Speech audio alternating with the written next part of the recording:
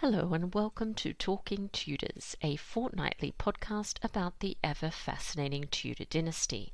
My name is Natalie Grueninger and I'll be your host and guide on this journey through 16th century England. Are you ready to step through the veil of time into the dazzling and dangerous world of the Tudor court? Without further ado, it's time to talk Tudors.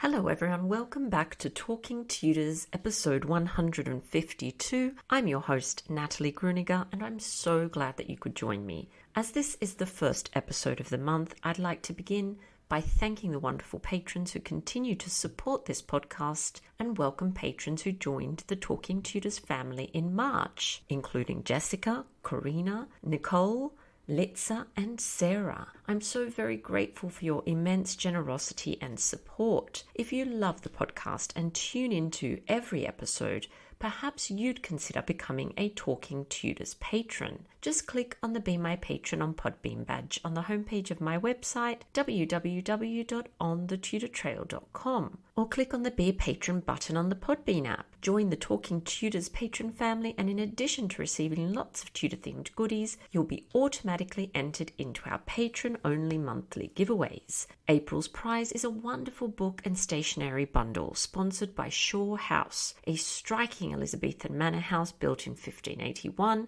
and located in Berkshire, England.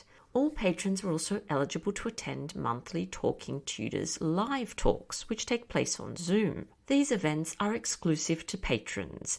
At the end of the month, I'll be chatting to Dr. Owen Emerson about a new exhibition that opened at Hever Castle entitled Becoming Anne, Connections, Culture, Court. Please get in touch with me if you'd like to register for this event. You can also support the podcast and share your love of Tudor history with the world by buying Talking Tudors merchandise. There are a number of designs and products available, including phone cases, mugs, notebooks, and apparel. Check out all the products at talkingtudors.threadless.com. I'd love to see pics of you wearing or using your Talking Tudors merch, so please do tag me on social media and use the hashtag #ILoveTalkingTudors. In other exciting news, if you've always been fascinated by the life and times of Anne Boleyn and have dreamed of learning from leading Boleyn experts, including Dr. Owen Emerson and Professor Susanna Lipscomb, from the comfort of your home, I invite you to join 365 Days with Anne Boleyn, a year-long journey of learning and discovery that I'll be leading in 2023. You'll find a full list of what's included and all other details on my website. I do hope you'll consider joining us on this unique and immersive learning experience. Now, on to today's episode. I'm excited to welcome Emily Stevenson and Tom Roberts to the show to talk about travel, transculturality, and identity in Tudor England. Emily is currently a lecturer at Exeter College and a postdoctoral research assistant at the University of Oxford, working on the ERC-funded TIDE project, Travel, Transculturality and Identity in England, circa 1550 to 1700. Her research focuses on reconstructing the networks, both textual and social, which surrounded late 16th century English travel writers in order to examine the influence these had on their construction of travel texts. She's also interested in gender history more widely, especially the roles of women within these social networks and the ways in which they engaged with contemporary issues surrounding travel.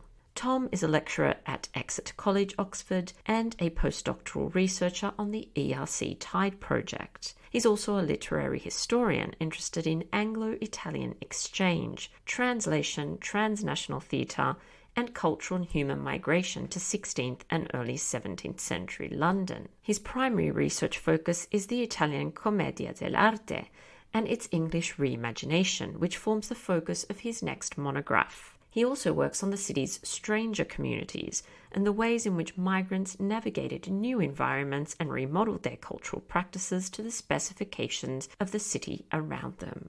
Our conversation's coming up straight after this short musical break, courtesy of guitarist Jon Sayles.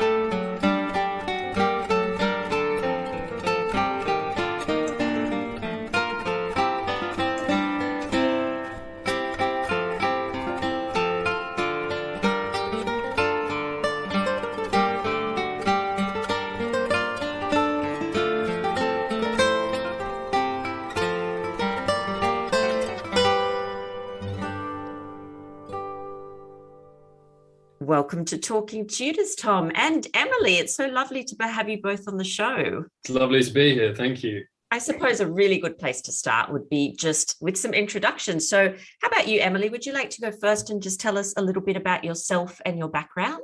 You. So my name is Emily Stevenson, and I'm currently working as a postdoctoral researcher on the TIDE project at the University of Oxford. So the project looks at travel and transculturality in the 16th century. And my research focuses on travel writing and travel networks. So I've been looking at how people knew each other and how they wrote about those connections and how their wider social networks helped them write about the world in the 16th century. Brilliant. And Tom, over to you. Yeah, I'm Tom Roberts. I am a lecturer at Exeter College, Oxford, and I'm also a postdoc on the TIDE project with Emily. My work is broadly on Anglo-Italian exchange, literary and theatrical exchange, but I also look at migration to 16th and early 17th century London, and especially the kind of community of Italians that resided in the east of the city during the period. Well, friends of Thomas Cromwell, perhaps. I've heard he was. Perhaps. I mean, yeah, there was a church. We'll get on to that, but fabulous, excellent. I won't jump ahead then. I get too excited sometimes. So we are here to talk about a book that both of you have actually contributed to, which is called Keywords of Identity, Race and Human Mobility in Early Modern England. So tell us a little bit about the aims and the objectives of this.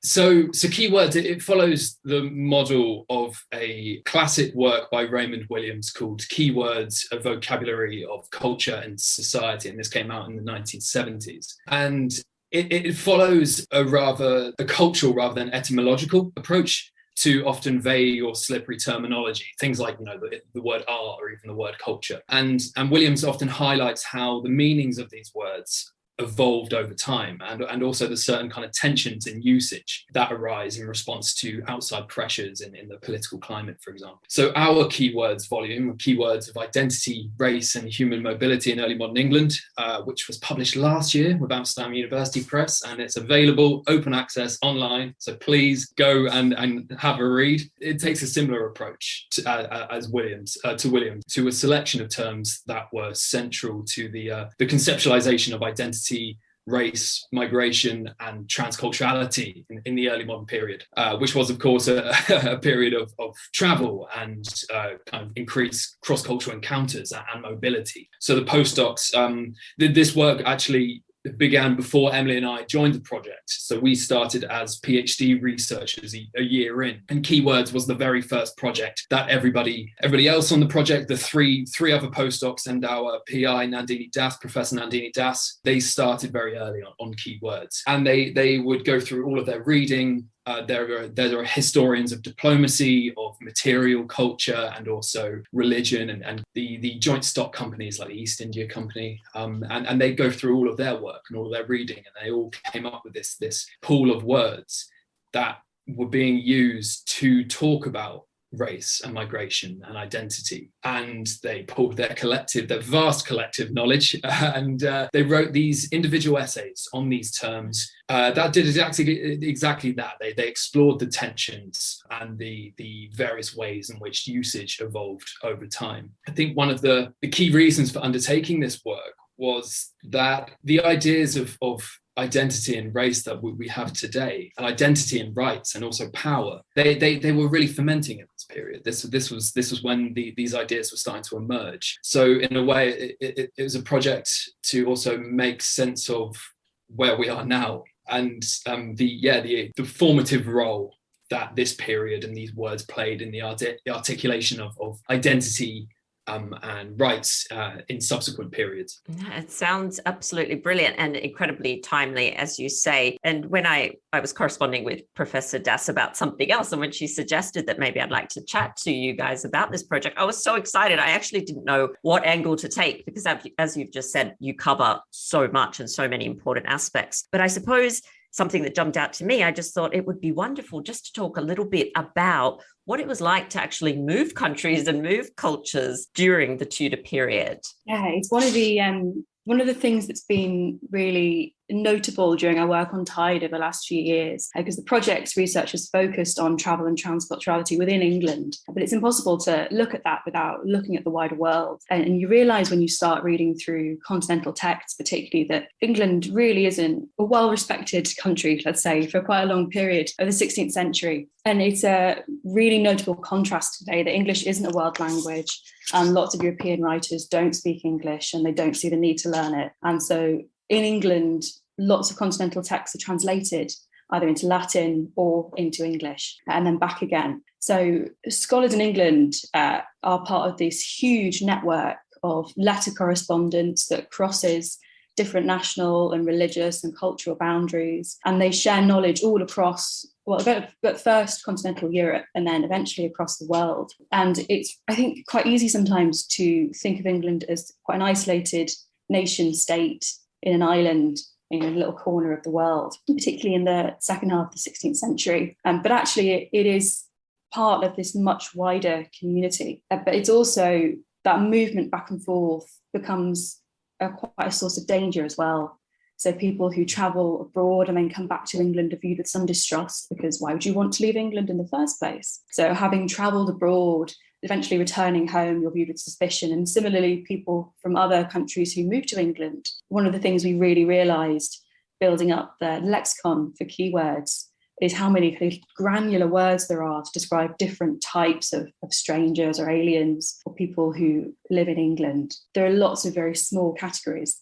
So it's been a source of really quite deep fascination, I think, that tension, trying to examine exactly how people lived. Did you want to add anything, Tom? Sorry. I thought I'd just jump in and say, it's that. I mean, I think throughout our conversation today, this word tension is going to come up a lot, as is probably the word anxiety. We use it frequently. I think going back to moving between countries and languages and cultures, and this is something that we'll discuss later on when we talk about our forthcoming book. It really depends on who's moving, where they're going to, what language they speak, which kind of cultural framework they operate within as well. So the people that I look at, for example, the Italians, they are for the most part very wealthy economic migrants. They're merchants, they're financiers, they're kind of skilled liberal artisans who went to England because they had skills that the English state valued, English people valued. Like Emily was saying, this was that the English were very conscious of the fact that they were viewed as this kind of parochial backwater. So they were very encouraging of having this kind of these knowledge gatherers come to England and bring with them new modes of civility and new skills and new knowledge. But at the same time, there's also these other great movements of say like religious refugees, Dutch and French religious refugees, thousands who would come over to England in the mid 16th century. And they were often far poorer. They did not have the same kind of connections as these Italians did. Their experience of moving between countries and moving between cultures was very, very different to, say, a group like the Italians. But I mean, that's something that we'll definitely pick up on later. Yeah, it's fascinating because I think it does come as a bit of a surprise to some people that London, especially at this time, and other cities, are very multicultural. There are people from lots of different countries residing, working, as you say. And those merchants that you've mentioned are incredibly valued at the Tudor court. They kind of build the props of magnificence, don't they, for the court? And yeah. So you've touched, I suppose, on this a little bit, but maybe if we can talk a little bit more about how other nations and other cultures and other religions were viewed at the time. And I know this is a massive sort of question I'm asking you, but maybe just a taste, I suppose. Well, yeah, I mean, it is a great question. And I think it's the question at the heart, one of the questions at the heart of the project anyway. And it is, of course, a very, very complex one, just as it is today. I think it's important to kind of start by noting that although the early modern English, they had a very strong sense of their ancient shared heritage, the idea of the nation as a united territory with a common consciousness that was expressed in a common language and culture, that didn't really gain currency until the 19th century and the advent of what we refer to as the nation state. Now, that's not to say, it all gets quite murky here, that's not to say that nationality or national difference wasn't a thing. So particularly in a kind of like physiological school of thought, national character was seen as a product of climate and heritage. So the Italians were stereotypically quick-tempered, they're jealous and they're vengeful, for example. I guess it's rather to say that there was no rhetorically constructed single national will, that was enforcing conformity and allegiance to your country, to the soil of your birth in this period. People were far more likely, and London's a great example of this, where they're far more likely to envisage their own place in the world in relation to, say, a corporate structure. So, whether they belong to a guild, a particular guild, or they would conceptualize their place or envisage their own place rather in terms of allegiance to a monarch or a powerful local family. That's something that we have to remember. Even though the Tudor period was this great period of centralization of power, the northern lords still held humongous power. And they would be able to rise an army to wage war if they needed to, because people in these areas, they would have a sense of allegiance to the local family, which is obviously tied up to having allegiance to the region in which you lived and conceptualizing your place in the world in terms of the region where you resided or where you worked and worshipped, especially. Then at the same time, there is a sense of English nationhood. It's going back and forth here, but there is this sense of English nationhood that was found emerging in this period as Reformation and expansionism. So as England went out into the world in a kind of commercial, colonial way, that necessitated a new unifying identity marker that galvanized people against Rome in support of the monarch and the English state. And this sense of English nationhood arose also in response to England's imperial ambitions at the time, and to conceptualize their place in the world in response to this kind of increased cross-cultural encounter as people were going out to the world, but also as more people were coming into England at the same time. We can kind of understand this complexity by looking at migration into England, which is a great one for me to talk about. Broadly speaking, in the 16th century, the crown and the city had very different relationships to migrants.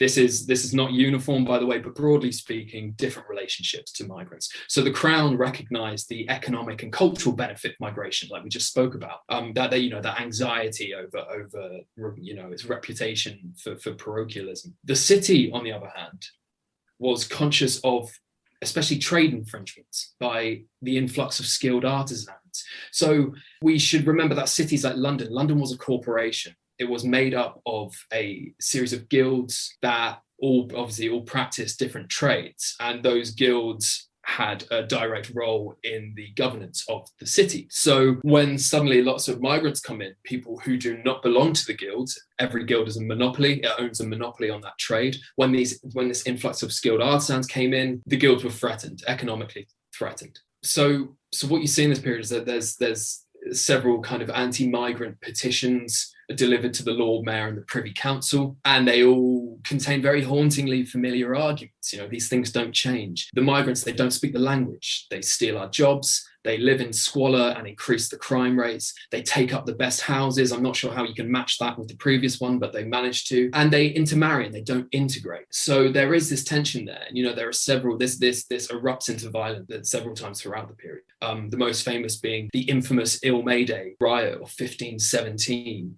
when artisans actually kind of ran through the city, razed parts of the city to, in opposition to the kind of migrant presence in these areas. So there is that violence, and there is that hostility, and there is also legislative hostility as well. Like, the migrant communities are often legislated against. But at the same time, again, London's relationship with strangers, with migrants, was complex.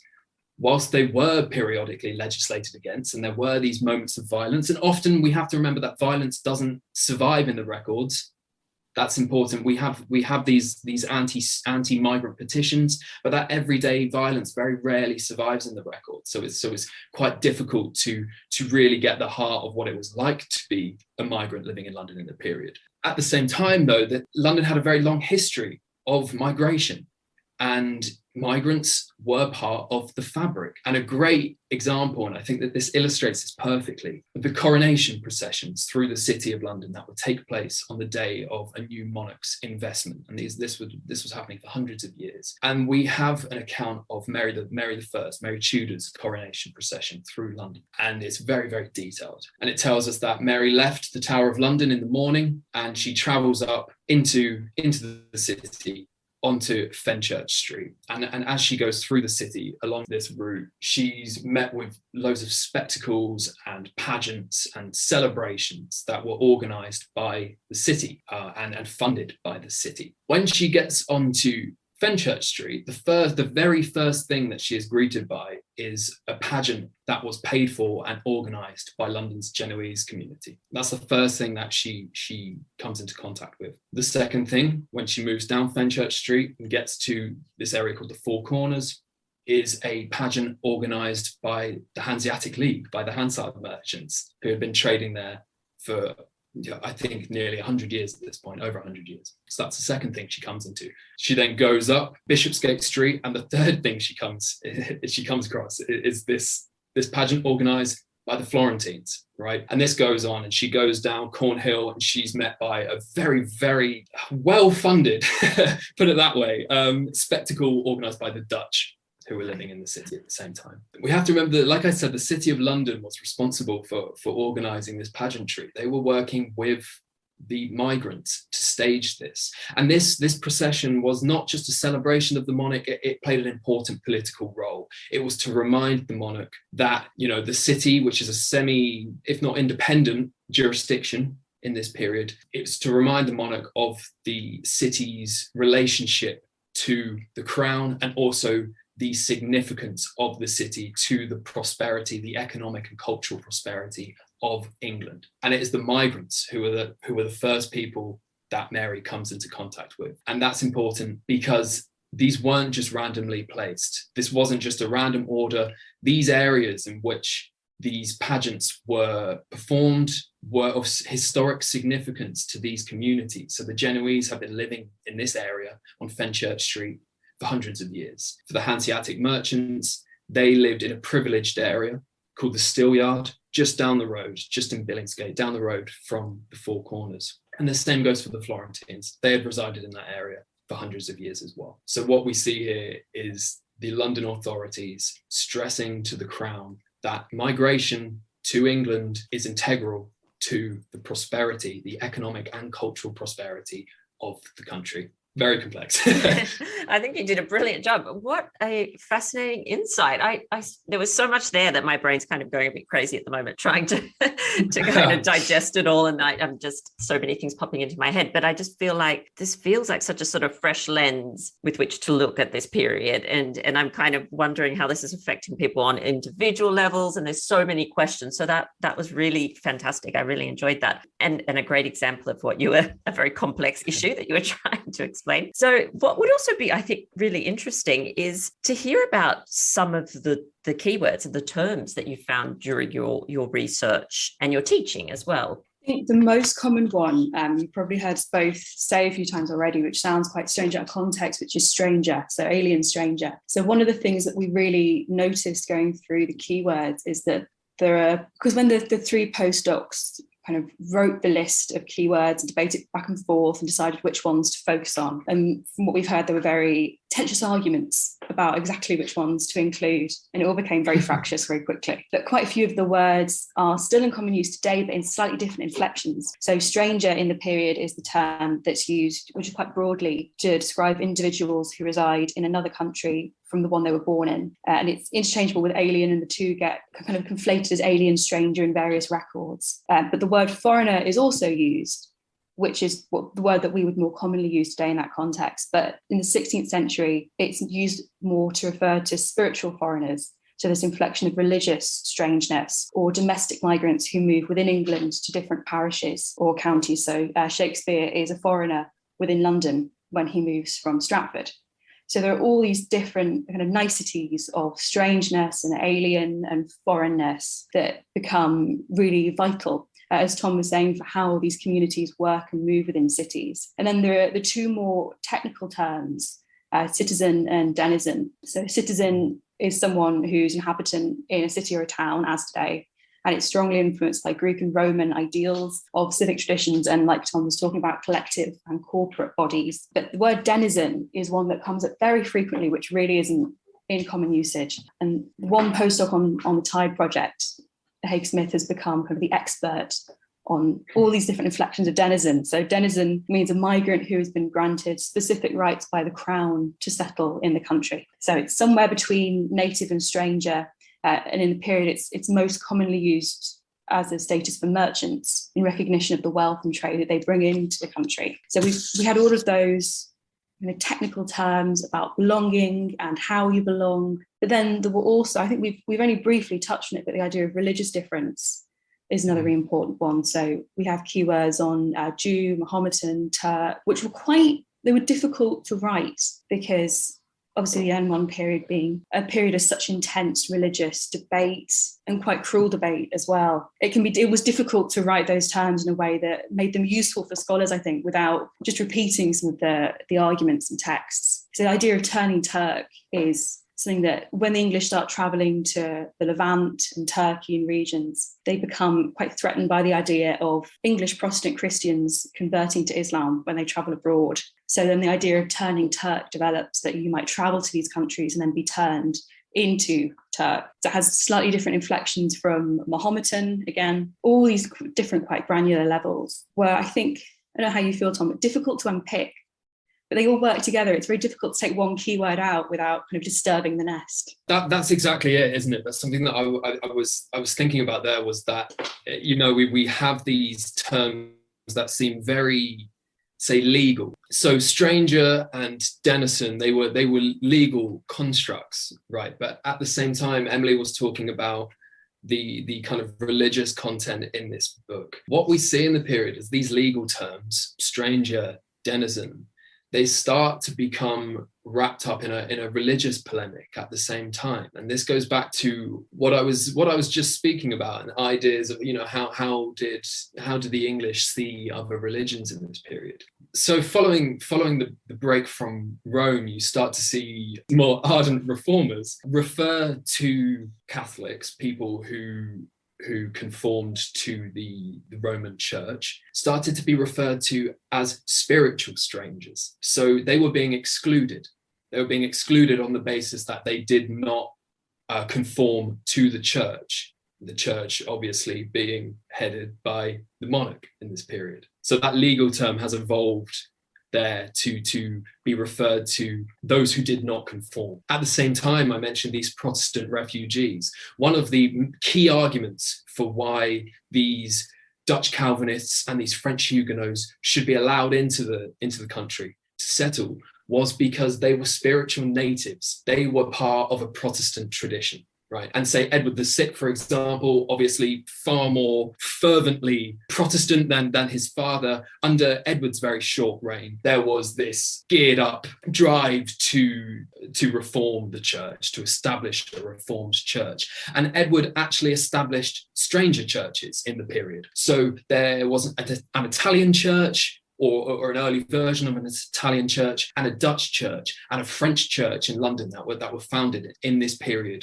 to encourage migration, to encourage French Huguenots, Dutch Calvinists to come to England and further cement the Reformed tradition there. And I mean, I think earlier on you mentioned Thomas Cromwell. Yes. Thomas Cromwell's house at Austin Friars, that became the Dutch church. So yeah, these words evolve. And as Emily said, it's difficult to pick them apart. They all intersect, and taking one of them out and discussing one of them as just on its own as one term it feels very difficult to do. Maybe we've just spent too much time with Emily. I don't know.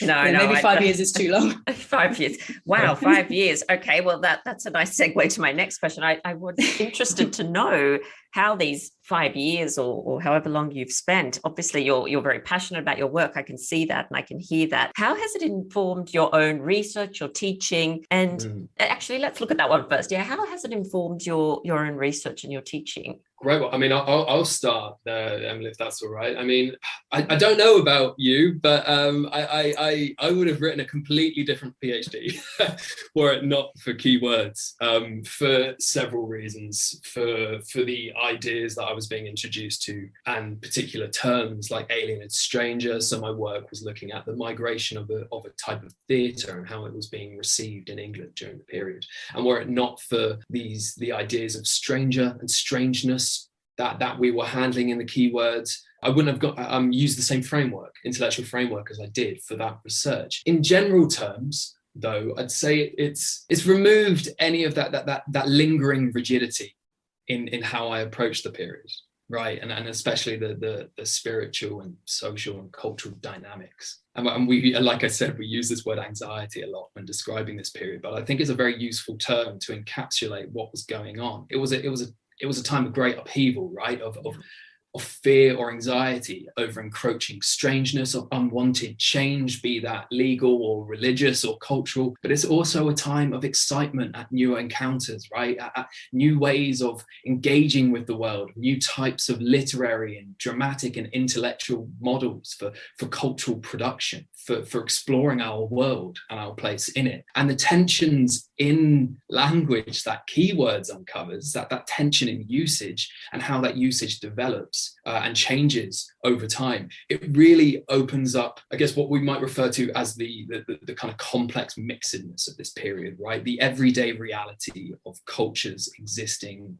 in close proximity. And I think this is why it's a useful tool, not just for researchers, but for learning about the period at school, in college, at undergraduate, or just out of interest. We have this image of the past, and I think largely because the demographic who have traditionally chronicled or written the histories over the centuries, they have a particular imperative, and we have this image of the past that was very white, very insular, very oppressive towards women. This is, of course, very reductive, right? And this is something that this volume explores. If you study history or humanities at university like I did, you're probably growing frustrated by, big red comments, reading avoid sweeping generalizations, okay? I remember that well. And I think if that's the case, this work will really help you figure out some of those complexities. And it definitely has for me. As for teaching, yeah, it's a great pedagogical tool. So one of my preferred in-class exercises involves assigning pairs or individual students, depending on the numbers, a keyword, right, at the beginning of each term. And I ask them to make a note of usage as we read through the selection of texts and plays and delve into key context over the following weeks. And then in our final session, have each pair present a 10-minute paper on their assigned term. and they use the skills and kind of in their analytical skills gained through their studies over the past few weeks to map the differences and developments and usage throughout the period. And what you end up with are striking and oftentimes like very eye-opening bits of research that don't attempt to deliver a solid straight answer, which I think is often what we drive for at undergraduate, isn't it? It's the pursuit of an answer, but rather they just highlight these tensions. And that's great. They show the degree of upheaval, of anxiety, of excitement in this period.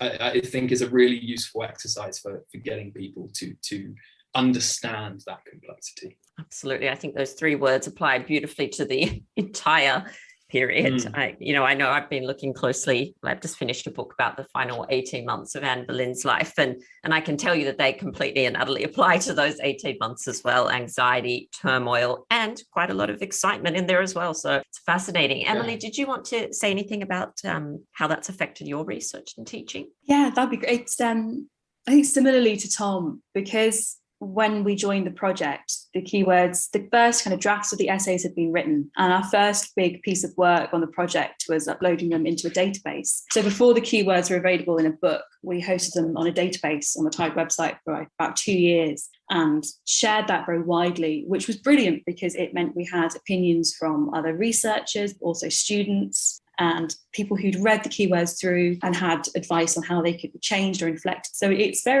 very collaborative work, and I think from the very beginning of the PhD for us, it modelled the idea of collaborative research and communication. It's impossible to think of my PhD thesis without the keywords, partly because those ideas of connection and community were really vital to my approach, but also just because it's the intellectual model that we've worked with. And it does feel, knowing the keywords so well, having read through those entries hundreds of times, sometimes it feels like mental footnotes. When you read an early modern text and you see a word like stranger or citizen, it gives you this knowledge of the backstory, like suddenly seeing the footnote appear under the text and recognizing it. And I think particularly, as we were saying earlier, because some of these words are still used today, but in very slightly different meanings, having access to just the knowledge that there's alternates there, that there's a more inflected history has been really vital. And I, just as Tom does, I really love using them in teaching, partly because the book is freely available and open access as well. So it's really easy to share, and students don't have to pay anything to access it. You can just send them individual examples of keywords. I very rarely sent a student a single keyword essay without them wanting to read more, which is hugely encouraging from our perspective. They really are a very useful tool. And in terms of public engagement, obviously you do a lot of teaching at university. How have you used keywords in order to engage a little more with the general public? They've been the bedrock, I think, of one of the most exciting pieces of work to come out of the TIE project. So in 2019, we, along with the Runnymede Trust, we launched a scheme of teachers' fellowships, or the Beacon Teachers' Fellowships, which were focused on developing resources with secondary school teachers for teaching race and empire and migration in schools. And we used the keywords as a way into that. So providing teachers with a keyword and then some associated early modern texts, and talking to them about how they would use those to teach these issues in secondary schools mostly. And then we, along with the Runnymede Trust, wrote a report on that work that we presented at Parliament in 2019, which feels like a slightly different world now. But it does, yeah. That was it was great fun for us, and really important, I think, to see how academic work can have a real world impact, removed from the universities. And then that work has become Attraction, which is teaching race, belonging, empire and migration, which is a second project run by Nandini Das, our PI, which focuses on developing further these resources for secondary teachers and creating a platform that will help teachers feel confident in teaching these issues in schools. And we worked on the 16th and 17th century traction material, again, using the keywords as a key way in. So they've been a really great way of communicating with teachers, particularly because they offer this really useful kind of early insight into the complexity of the period. They've also been really useful to use on social media because it's freely open access. We've seemed to tweet constantly for about 3 years and received lots of tweets from people who are using the keywords, who are interested in reading them. The Tide Twitter account has been on fire seemingly endlessly. Absolutely. So if maybe somebody's listening and they're interested in learning more about those materials that you've been discussing, is it the Tide website that they should go to? Is it the best place? Yeah, the Tide website has the keywords buttons, I think, on the main page. And yeah, if you search Tide keywords, they come up. And there's more exciting things happening because you have another volume coming out soon, I believe, Lives in Transit. Can you tell us a bit about this work? Yeah, so Lives in Transit. So it's a companion volume, and it's a collection to a companion volume of keywords, and it's a collection of 34. Is it, Emily? 30. Yeah. So yes. Emily's nodding. 34 case studies on transcultural figures, so lives in between in early modern England, and where keywords, as we've spoken about, it explores that terminology around belonging and difference and warning. It's that word again, tensions, the tensions that arose in usage in response to travel and migration and cross-cultural encounters. Lives in Transit offers a glimpse into the everyday realities, this tension in practice, right? So they're not strictly biographies, but rather they explore an aspect of that person's identity, maybe like a transcultural aspect of that person's identity, or how they might have negotiated a place for themselves throughout their lives when they're away from home, or even just a single moment in time when they were forced to navigate the exclusionary parameters of belonging in the period. So they're a much more kind of focused exercise in applying what we've uncovered through keywords to the everyday lives, the everyday reality of people who were living in between in this period. I believe the contributors all wrote about individuals from very different backgrounds and places with different legal structures. So how did all these differences, as well as I suppose there must have been some similarities, shape your approach?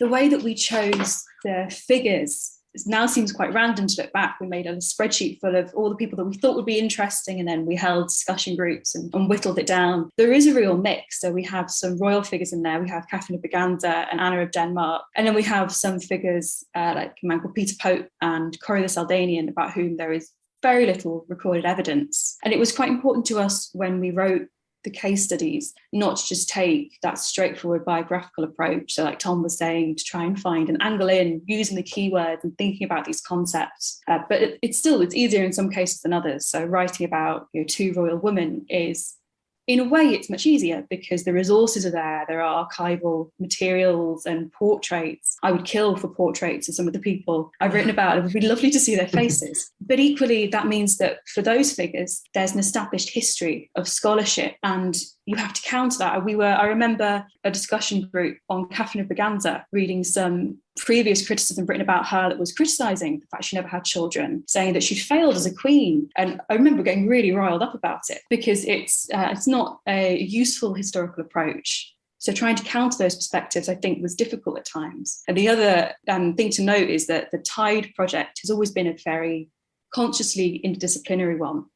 So Tom and I are both primarily trained as literary historians. And then we also have 3 postdoctoral researchers on the project who are historians, first and foremost. And at times there were differences in how we'd approach the figures. So every year we had a visiting writer on the project. And I remember one of our visiting writers, Preeti Taneja, said, you must feel so connected to these people. You must feel like you know them, like you know their stories, and you can kind of imagine what they were doing. And I think the 3 historians reacted quite instinctively, saying, no, we can't, we shouldn't try and make these details up. Whereas Tom and I are a bit more flexible with, well, we can be inspired. We've read so much, we can imagine it. And I don't think that necessarily leads into any kind of prescriptivism in your approach, but it was a really useful insight into the different ways that we've approached writing these case studies and thinking about how we know them and what the material can give you. Did you want to add anything, Tom? Yeah, I mean, just to kind of emphasize what Emily was saying, that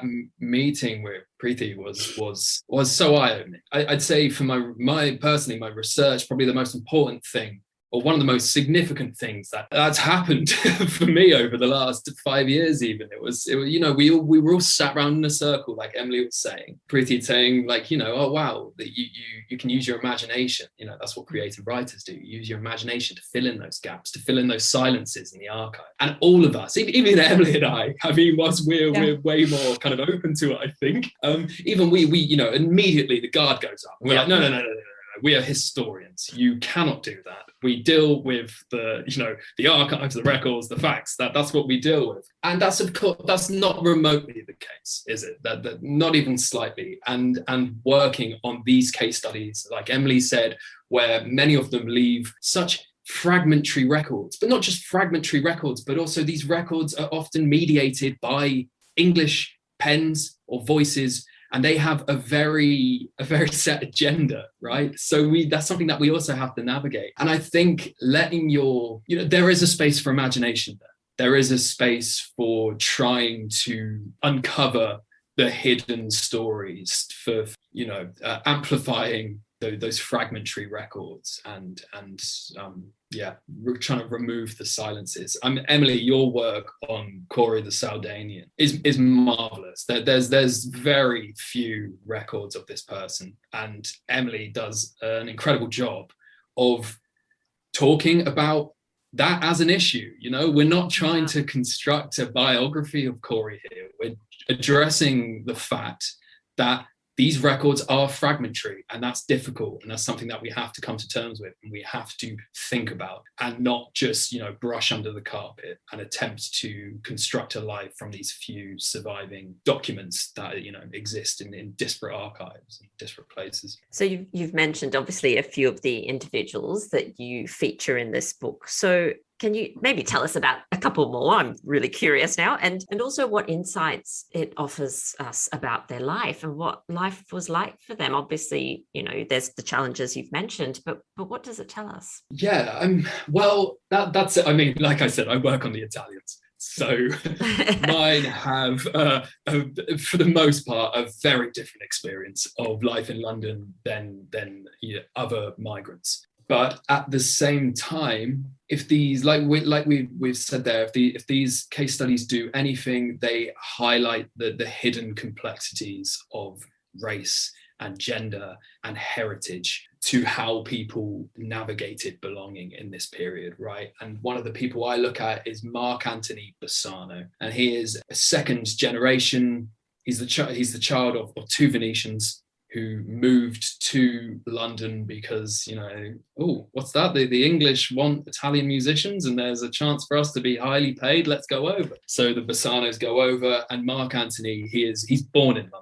And he has 4 or 5 brothers. I can't remember off the top of my head. So Mark Anthony is, he's brought up to speak Italian, to kind of perform this Italian civility, to perform Italian music, because that's exactly what the court wants. That's exactly what his parents do. But at the same time, his life is very, very different from his parents. He's born in London. He's a Cockney. He speaks English like a Cockney while speaking Italian like an Italian. He has English friends. He goes to the English parish church. He marries an English woman. He is someone who exists in between. And what my case study on Mark Anthony focused on was how the children of strangers, how do they navigate that place? How do you find a place for yourself when you have such a strong sense of heritage, of your cultural heritage, whilst living in a completely different place and being kind of existing within a completely different culture? And there's an episode in Mark Anthony's life where he's walking just outside of London with some friends, and one of them is an English weaver and the other two are Italian glass workers who work in the city. And they're walking past a group of soldiers, and Mark Anthony turns to his Italian friends and he says something in Italian, and the soldiers go bananas. They think that they're being insulted, and a whole thing erupts, and there's a fight, and Mark Anthony barely makes his escape from these soldiers who went on to defend their actions because they thought he was Spanish. which opens up a lot of the kind of hostility that Mediterranean people faced in this period. There are two very different accounts of this fight. One of them paints Mark Antony in a very pious light, he turns the other cheek, and the other is a bit more hostile and says Mark Antony throws his hat to the ground and he insults them and calls them all these horrible names in Italian. Not only is it a fascinating insight into those moments of hostility, those everyday moments of violence that I spoke about before that rarely survive, right? Not only is it a fascinating example of that, very detailed example of that, it also goes to, again, highlight the hidden complexities, because this survives for a reason. This record survives because Mark Antony was connected with the court. When this happened, he goes straight to the Privy Council, he goes straight to William Cecil, Francis Walsingham, and he complains. And that's why these accounts survive, because they were then dragged up to the Lord Mayor's Court in London, and they were fought, and his people, witnesses were forced to testify, right? How often must that have happened where people didn't have that kind of political leverage, right? So whilst, Mark Antony was a very privileged person and did live a very privileged life in many ways, he was also subjected to the same kind of hostility, the same kind of violence as other strangers and other children of strangers in the period. And it's such a useful record for just reminding yourself of that. Emily, did you have someone that you wanted to tell us about? Yeah, well, it's I think it's, as Tom was saying, part of how we chose these case studies and who we decided to focus on was dictated by quite a lot by our research interests. So I was originally going to write a case study on Alberico Gentili, who was an Italian religious refugee who was a professor of law at Oxford, a hugely influential professor of law. And when I started reading through the material, I'm not a legal historian by any means, and I couldn't approach it from that angle. And there's been plenty of material written about Alberico Gentili, but there was nothing on his wife, who was called Esther de Payne, who was a French religious refugee. She was only ever referred to in historical kind of criticism as Gentili's Huguenot wife, and then completely dismissed. So I became, I think, quite personally invested in trying to find out more about her and dig into the biographical details. And there was some really, really fascinating insight. So she was a widow quite young, because Alberico died after about 20 years of marriage. And as soon as he died, she travelled to Paris to fight a legal battle over some property, none of which had been recorded before. And she had 5 children who were named after various figures of their influence network. And then in her will, she gave some of them more money than others, depending on how much they'd recently displeased her. So she was a really fascinating woman to try and uncover. And I think the other important thing to note about our case studies, as Tom has kind of touched on already, is that their experiences of England were not wholly positive. And that was quite important for us to recognise as well when we were researching these figures and writing about them. So one of my favourite figures in the collection, and a case study written by Lorraine Working, one of the postdocs, is Luisa de Carvajal, who was a Spanish noblewoman who travelled to England essentially to try and become a martyr for Catholicism. So she set up a church in her house in London. She was inviting people in all the time. She wrote in a letter that only to please God can one tolerate living in London, which is very strong words. Yeah, she would hunt down the bodies of people who had been recently killed in religious persecution and try and make relics from them. An incredibly intense woman and really fascinating. And so much of the previous scholarship on her has focused on her difficulties and, what was she doing? What was she thinking? It was really important, I think, to have a case study in the collection that took from approach of this was a passion project for her. How did she move within London as a Catholic figure, deliberately using that status to try and gain some kind of religious effect? She was a really endlessly fascinating Luisa de Carvajal, but I think so many of them are. It sounds amazing. Yeah, absolutely amazing. Emily, I realised I did that terrible thing earlier.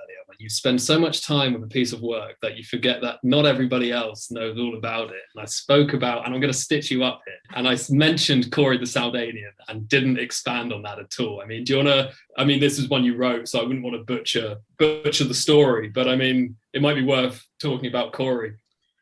Well, he's a very good example of how you approach writing about someone where there's very little known. So these marginalised communities. So Corey is from Sardinia Bay in Southern Africa.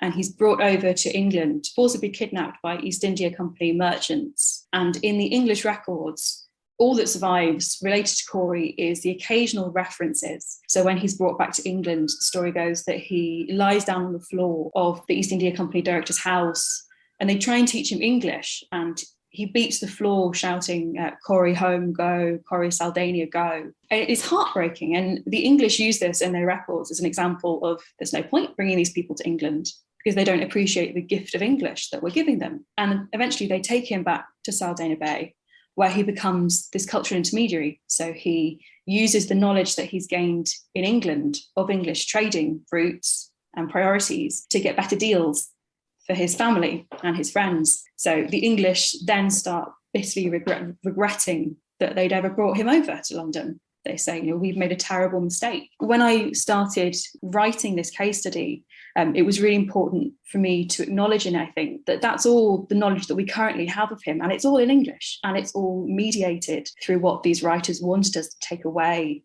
The impression that we get today is obviously a very different one than what they intended, but we're still gaining this mediated knowledge. And there was one book in particular that was really influential on my approach, which is by Imtiaz Habib. It's called Black Lives in the English Archives. And he talks about this concept of the imprints of the invisible. So when these people are invisible in the historical records and we see one tiny imprint in the archive, it's really important to recognize that what we're seeing is an imprint. We're not getting the full picture. You have to somehow work with both what you have and what you recognize you don't have.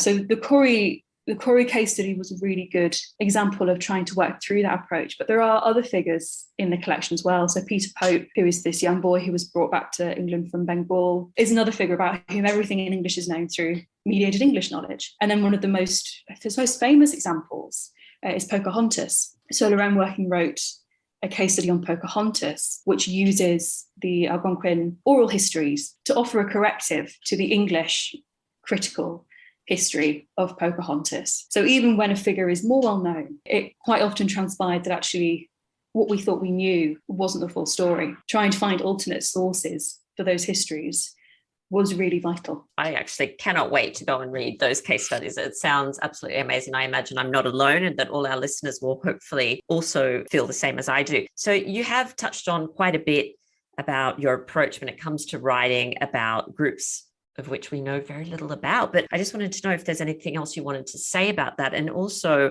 has it had an effect on the way that you yourselves now view marginalized communities? I think it's made me much more aware in my wider academic research of trying to account for perspectives, which is something that I think you're trained to do anyway, but the linguistic mediation is so important. It's particularly because on the project, we have a host of languages spoken between everybody. João Malo, one of the other postdocs, is from Lisbon. So we would quite often turn to him, can you just translate this Portuguese for me? But recognizing that limitation has been really important, that when we're reading sources in English, there's a reason that they're in English and there is so much that might be missing. And I think partly from our work on keywords, but also with sharing these case studies, making sure to make space to listen to people's stories and histories, particularly when we're working on such sensitive material or occasionally such sensitive terminology. Yeah, making sure that we recognize that this is academic work and we're talking about 16th century terms, but they have modern resonance as well. And we have to be aware of that. Emily said, recognizing your limitations. And I mean, that's any good history, any good historian, you need to recognize your limitations, your limitations in perspective and also maybe in skills in languages. There's a whole historiography written about migration that has maybe potentially leaned too heavily on English sources, primarily English sources. And that just removes an entirely rich perspective from your work, and you only really get part of the picture, don't you? It's a puzzle. It's a puzzle, and you've only really got a few pieces in place. That's it. And like Emily said, listening, I think, is a big thing. Is learning to kind of listen and realize that the work that we do as historians, it isn't neutral. It has political and cultural significance and impact. And I'm not trying to overstate the importance of our role or what we do, but it does have a real world impact. It frames how you frame the past informs how people think about the present. So I agree there.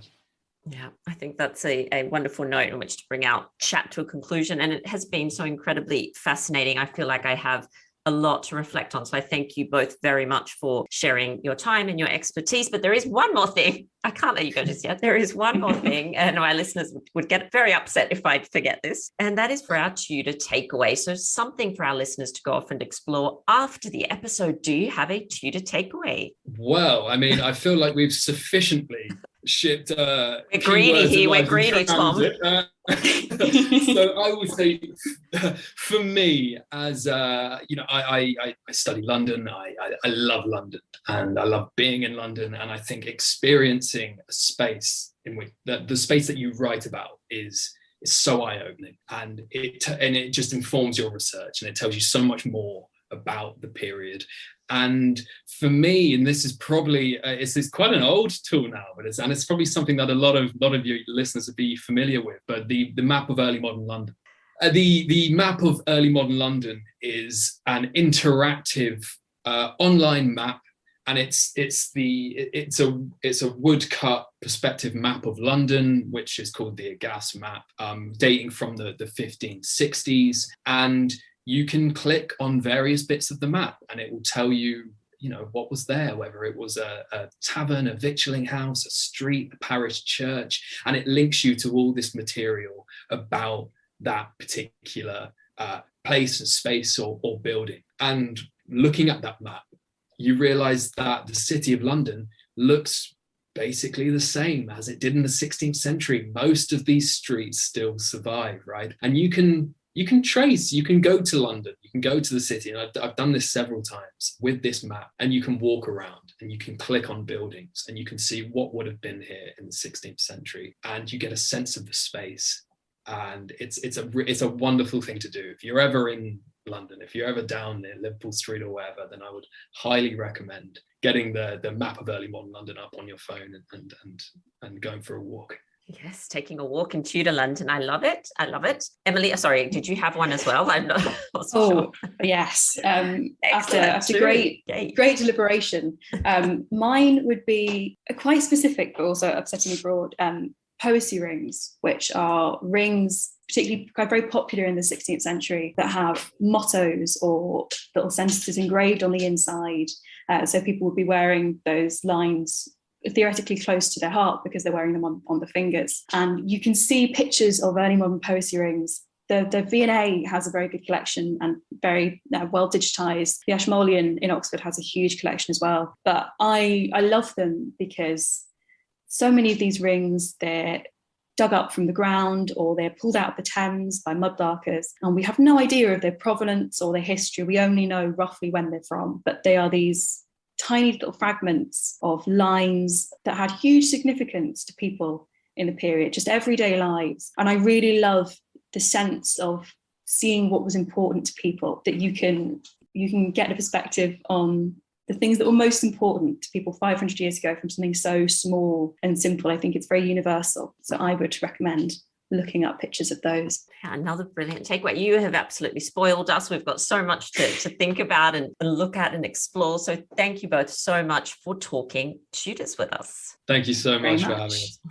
Well, that brings us to the end of this episode of Talking Tudors. Thank you so much for joining us. I absolutely love to hear from listeners, so if you have any comments or suggestions, or just want to say hi, please get in touch with me via my website, www.onthetudortrail.com, where you'll also find show notes for today's episode. If you've enjoyed the show, please share the podcast with friends and family, and don't forget to subscribe, rate, and review. I also invite you to join our Talking Tudors podcast group on Facebook, where you can interact with other Tudor history lovers and hear all the behind-the-scenes news. You'll also find me on Twitter. My handle is On the Tudor Trail, and on Instagram as The Most Happy 78. It's time now for us to re-enter the modern world. As always, I look forward to talking Tudors with you again very soon.